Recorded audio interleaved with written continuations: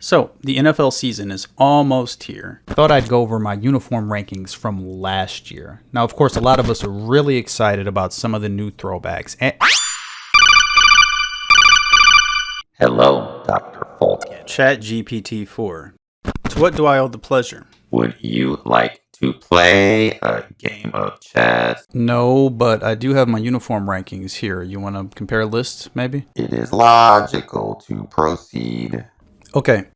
So at 32, I have the Redskins / football team / Commanders. The rumor is that new ownership is looking to blow up the branding for a third time. It's starting to remind me a little bit of the whole Marquette Gold situation. There are a lot of people saying, well, it's actually not that bad. The Commanders look, well, it's also not that good. And for a team with such history to look like a poor man's Florida State is not great. Although, to be fair, my bottom four are pretty interchangeable. So, ChatGPT-4. My friends call me Chat G. Sorry, Chat G. What's the worst uniform combo in pro football? The Tampa Bay Buccaneers. Really?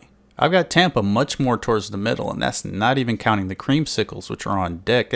I'm sorry, Dave. I like digital numbers. Bring back the digital numbers, Dave. Ah, I see. So at 31, I have the Jacksonville Jaguars. Any objections there? I've seen things you people wouldn't believe. Aaron passes gobbled up by defenders like so many crab legs. All those moments will be lost in time, like tears in rain. And at number 31? At 31, I also have Jacksonville. Truly a bland and boring offering. At 30, I have the New York Jets, who had settled into a pretty good uniform situation. They had these permanent throwbacks, which tied into the only era where they ever accomplished anything, but change for change's sake, and now they have a Jolly Rancher helmet and aggressive spike sword things everywhere. It's like they took every bad trend that the poorly branded franchises tried 15 years ago and adopted all of them. Just an absolute fail. Unbecoming of a franchise that's so old with so much history. I love Aaron Rodgers.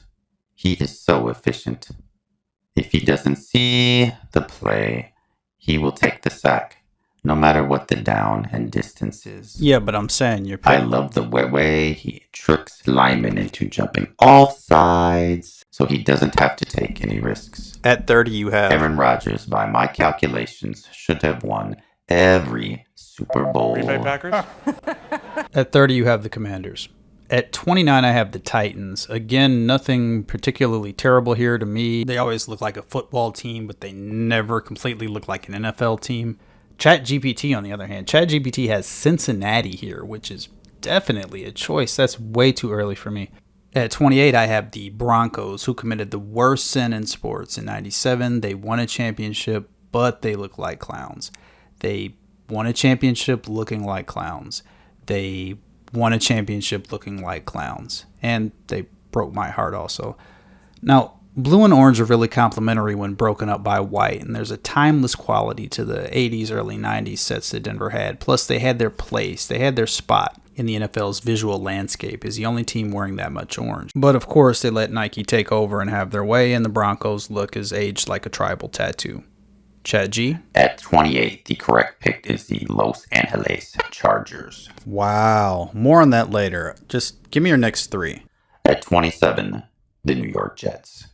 At 26, the Detroit Lions. At 25, the Tennessee Titans. Okay, so not a lot of disagreement here. At 27, I have the Cards. Even though this is my 2022 ranking, the rebrand is really only a modest improvement. What's interesting to me is this is basically the same thing the Vikings went through a few years back, where they too pared back the more aggressive side panel stuff and went with those smaller horizontal shoulder stripes, which to my eyes is much classier. And the Cards keep that striking white helmet with gray face bar, but they couldn't resist putting Arizona on one of the jerseys, that great big Arizona, the same as my number 26, which is the Falcons. If you absolutely have to put some signage on the front of your jersey, and you shouldn't, this isn't basketball, but if you have to, it should be teeny tiny letters, a teeny tiny insignia, not a great big NBA Arizona. A lot of teams wear double their main color now, and it looks really stupid just about every time, but the jankier and more tricked out your standard set is, the more you look unprofessional when you double up. Wear some white pants already. That being said, this looks really good. This looks really good. This looks like pajamas. At 25, I have New England. Seems like an appropriate spot for them, although I will say it continues to be a pretty clean visual break that these current mediocrities started the year Brady left, which is kind of cool. At 24, I have the Ravens, which is a pretty bad set with some really deplorable variants, but again, a real example of how keeping the same basic template and colors long enough for everyone to get used to it has some real benefit. Chat G has the Cardinals at 24. Now, from here on out, I would argue that the top 2/3-ish of all the uniform sets range from adequate to outstanding because, after all, it is the National Football League. And then at 23, I have the Texans. It's fine. Chat G. At 23, I have the Carolina Panthers. At 22, I have the Detroit Lions, a team that somehow has the greatest throwback of all time and has some of the greatest kind of 90s sets of all time, but can't quite put it all together with that beautiful blue and gray. Chat G. Atlanta. Go ahead and give me your next three. At 21, the Texans. At 20, the Colts. At 19, the Vikings. At 21, I have Seattle, another team that Nike experimented on. This uniform set is, of course, doing way too much for my taste. However, two biases I must acknowledge. Number one, Seattle has been winning for a while, and that does put a sheen on things. And two, they've also by now kind of staked their claim as the Oregon Ducks of the NFL. And like everyone else, I think this looks tremendous. But why does it look great? Because the old Seahawk knows. With his Mona Lisa stare hypnotizing, with his dead eyes, doll's eyes, hinting at something more sinister that only the 80s Seahawk knows, but man has chosen to forget with all his comfort. The Seahawk knows how it ends and why and who's to blame, and in the part of you that you don't admit at parties, you know it. You know the truth too. No. Simple template. Simple big numbers, shield, contrasting pants, stripes. I don't have any particular nostalgia for Seattle. These just objectively look better. At number 20, I have the Vikings, which have been improved recently with a less glossy helmet, which is also the case for my number 19. The problems with the Vikings overall look is this is a superior helmet in my opinion, but it doesn't match the rest of the light purple aesthetic. Also, like half the teams in the NFL, they'd be better served with a gray face cage. This black, though, is particularly bad. At 19, the Eagles have perhaps the most acceptable long-running rebrand. Now, this looks pretty good as is, but any version with the double black with the green helmet, it's mismatched. It's just insanity. Now, the long-running thing with the Philly helmets is they have that unnatural green, which resembles previous Vikings helmets, that nail polish, motorcycle gas tank shine, sheen, shimmer, which I'm not a fan of personally, but some people like it. Hey, Chat G, you want to hear a joke? Sure. Joel Embiid whined so much that they gave him the MVP last year. And James Harden thinks he still needs more help. He's playing with Joel Embiid. At number 18, Chat G. One, two, three. Saints. So yeah, 18, we both have New Orleans. To me, this looks incredible. This is a marvelous NFL uniform set. This looks sensational. The rest is mid. Agreed. At 17, I have the Rams. Like a lot of people, I wondered why the rebrand had to tinker with such a great look. And the bone version, of course, everyone knows is just terrible, and the patch is too big. It was just a lot going on. But at least, you know, again, they didn't put Los Angeles in the middle like a basketball jersey. The big dumb patch is at least off to the side. The effect being, in my opinion, that, you know, when the Rams play a poorly branded team, the flaws really stand out and it looks like any given Sunday. But when they play, say, the Niners, well, it still looks mostly like a classic contest. That's a good reason for the Rams to be right in the middle.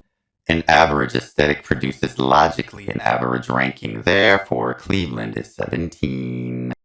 At 16, I have the Carolina Panthers, the team that proves again my axiom that time plus winning equals classic. And yes, they have some of that swooshy flair that I criticize the Broncos for, but because they look like the Carolina Panthers and everyone knows what the Carolina Panthers look like and they've owned their spot in the visual landscape, it works fine for them. I'll take the Miami Dolphins. 15, I have the Bills. White helmet, white face mask, good logo. As I'm watching the highlights just now, it does seem like they go double blue quite a bit, which we should dock them for that. But certainly looks a lot better than this, which they wore forever. Like, imagine being Drew Bledsoe. You wore this in college and you wore this most of your career just to get traded to the Bills and look like the worst dressed team in the USFL. Plus, you know, Brady stole your whole career. At 15, Chat G takes the Broncos. 14, I have the Dolphins. The color of teal isn't quite right anymore, and obviously you simply can't improve on a cute dolphin with a helmet on the same way you can't improve on an adorable buck spinning a ball on his hoof. Still, the colors really say Miami, and I am partial to this look. The Seahawks look is so modern, so bold, and so striking. I select Seattle at 14 and the Baltimore Ravens at 13. So 13 is now where I have Tampa Bay, Chat GPT's lowest ranked team, by the way, but I have them at 13. Perhaps the last time a truly enduring and unique color set corner was established in the NFL with that pewter and blood red. At 12, I have the Giants, classy blue bloods that they are. You can argue they should even be higher, but either way, well-defined colors, and you can't go wrong with either helmet, either set of pants. The Giants always just look great. Chat G. At 12, give me the Eagles. Now at 11, I have the aforementioned Bengals, which was a childhood favorite of mine when the tiger stripes really drove the bus. But then later on in the Ocho Cinco era, there was just far too much going on. Generally speaking, love it. Bengal tigers, white tigers, mismatched helmets, matching helmet, love it all. Chat G, who do you have at 11?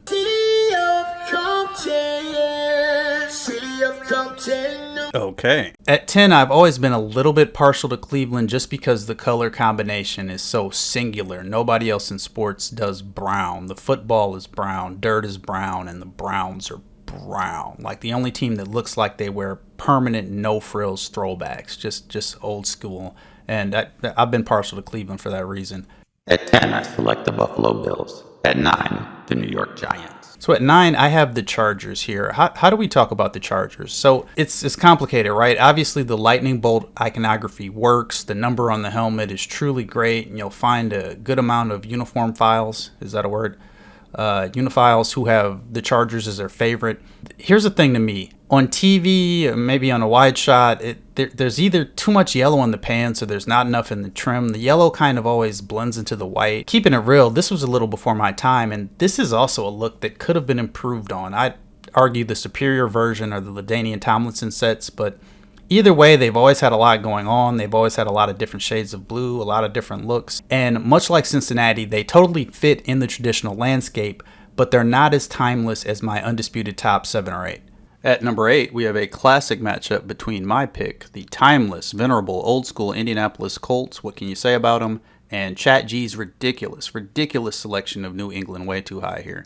And here's where I think the consensus coalesces in this little experiment. The top 7 are universally regarded as the most beautiful and timeless football uniforms by basically everyone. At different times, based on my mood and who happens to be playing, the order might change a little bit, but the Magnificent 7 are head and shoulders above everyone else. Chat G, you ready? The Chiefs sentience that way.